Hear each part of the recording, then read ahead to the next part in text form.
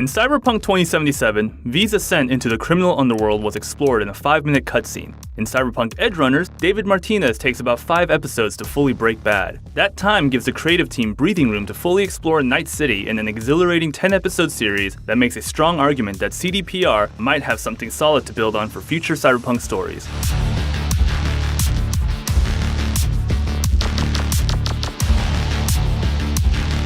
Cyberpunk Edgerunners is a spin-off of Cyberpunk 2077, meaning it is set in the same version of Mike Pondsmith's famous tabletop RPG as interpreted by the developers of The Witcher. The locations and designs are identical to the ones you see in the video game, but the story is focused on a new set of characters. In short, don't expect to see V or Johnny Silverhand in the anime.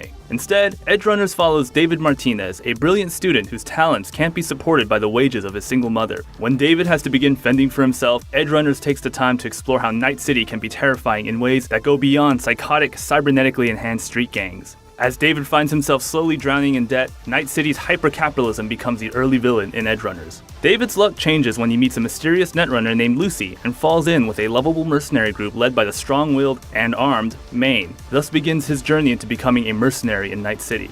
Gotta get out of here, understand? And I'll kill anyone who gets in my way. Whereas V's mercenary adventures are quite literally hijacked by Keanu Reeves' Johnny Silverhand, David's storyline is almost exclusively focused on the criminal elements of Night City. Maine's crew will end up getting tangled up in a feud between 2 of the city's largest megacorps and the schemes of a fixer named Faraday.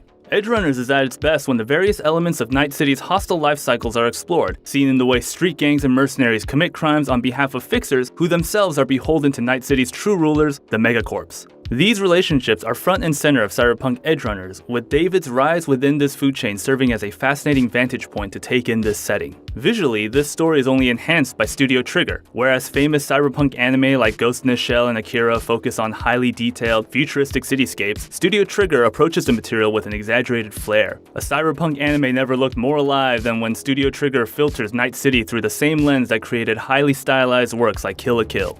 Fear is freedom!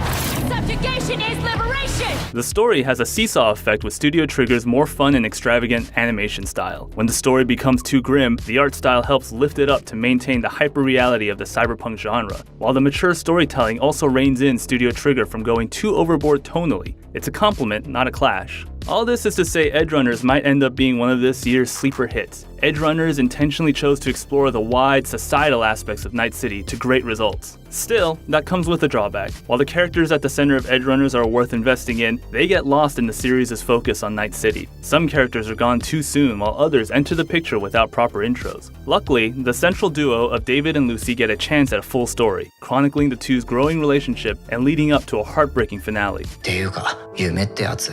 それって他人の夢じゃん。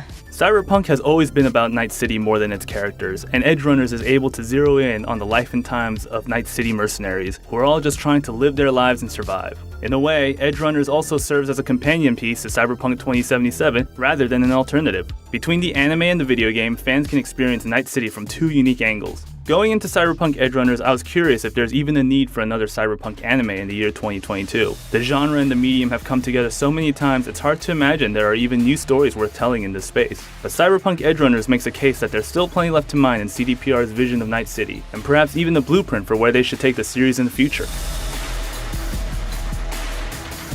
Cyberpunk Edgerunners doesn't overtake Cyberpunk 2077 so much as it expands upon it, but for the best version of Night City this side of the 21st century, consider diving into Studio Trigger's madcap vision of the famous tabletop RPG. It's a wild ride, but worth every blistering second, choom.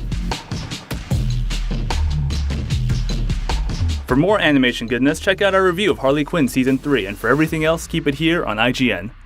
俺が君を月に連れて行くよ。約束する。